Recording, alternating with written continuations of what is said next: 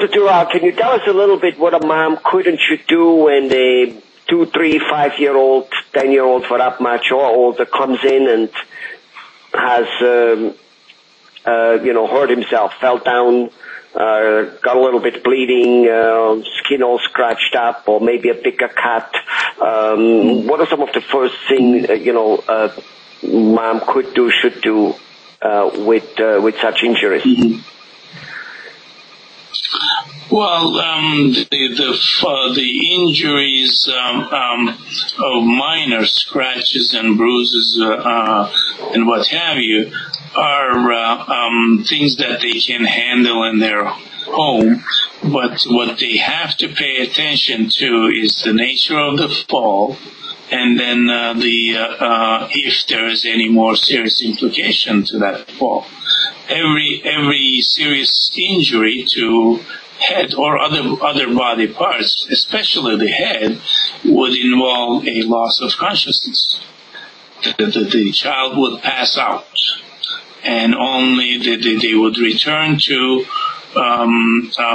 regain their consciousness.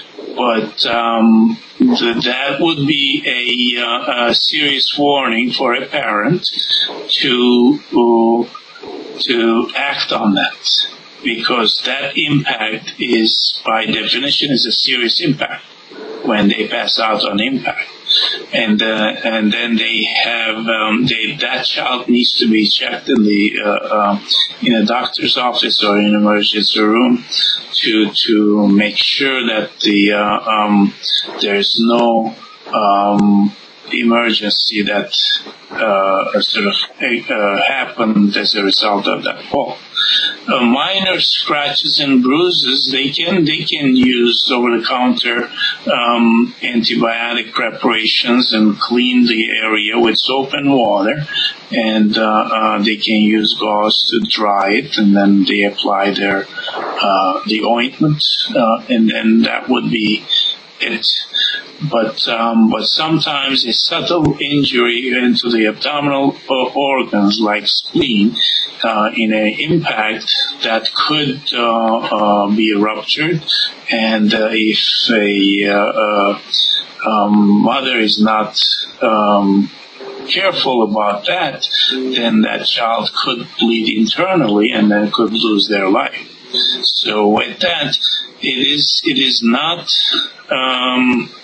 the surface scratches and bruises that they have to be just checking on. They would need to check on their breathing and pain in the abdominal area, and then loss of consciousness. That's very important. Those are the things they have to make sure that they do check on and get the clearance for those things before they apply they clean the bruises and scratches and apply the ointment. Okay. So basically the child falls down, cries, comes in, has a whole bunch of scratches on it. Yes, you look them over, you see, but you look beyond the surface scratches and see what else could happen. So how do you do that? You ask the child, did you fall down? Did you hit your head? And you basically check the head and do things like that. Yep. And if you if you see the bruises there, you're telling me you're better. I mean, you don't know if the child was unconscious, and if he was unconscious, he probably doesn't know, because by definition he just was unconscious. Right. He doesn't know that 2 minutes passed by since he woke up again.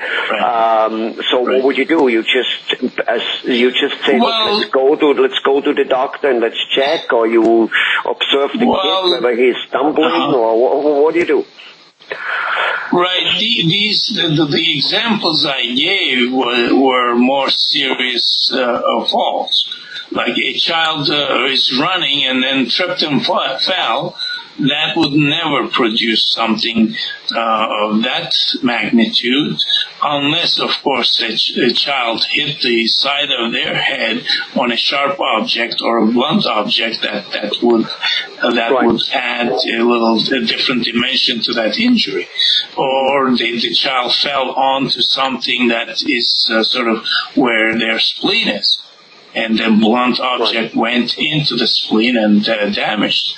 So those would be different case scenarios. I'm talking about a child who's falling down the stairs and then found unconscious, or a child is unconscious at the time, at the place of impact, and somebody else observes it and then goes to help the child. Those kind of cases where there's a known loss of consciousness is what needs to be brought to the attention of a doctor. Right. And so, I remember when I was growing up, there was always this, I hurt myself a lot. I grew up a little bit in a forest kind of area, and I was playing with all kinds of things, including stepping at rusty nails. So is there, at the over-the-counter antibiotics these days, I'm sure they changed a lot from back then. Back then, I remember iodine was one of the major things which Mom constantly put. I mean, I think she had 3 gallons of that ready for me at any given time. I'm sure there's, these days it's better and other things. So are those wound cleaning antibiotics over the counter, are they usually doing all the job and you don't need to worry too much about the child getting an infection of whatever he or she hurt himself with? The superficial cuts and injuries are nowadays we deal with those by doing proper cleaning. Soap and warm water will do, or water will do, and then applying antibiotic ointment is also optional at the end. When you have rusty nail and deep penetrating injuries that are going beyond the skin into the tissue, that would be a real risk for tetanus or other germs being penetrated into deeper layers of the body. Those would have different implications. Those kids need to go to their doctor and then need to get their tetanus shot update and need to have an antibiotic treatment to stop the progress of that potentially life-threatening infections. Superficial ones are cleaning and applying ointment of antibacterial nature. Okay, good. So if it's just the skidded stuff, just fix it up, don't worry too much, it will kind of come back, everything will grow fine, there'll be, but if it goes into the flesh, another thing, yes, go and look, and go to a doctor, go to an emergency room, because it might have more, and it's better to be careful than to be sorry. Right. Well, all right. Here you have it. Thanks a lot, Dr. Tural.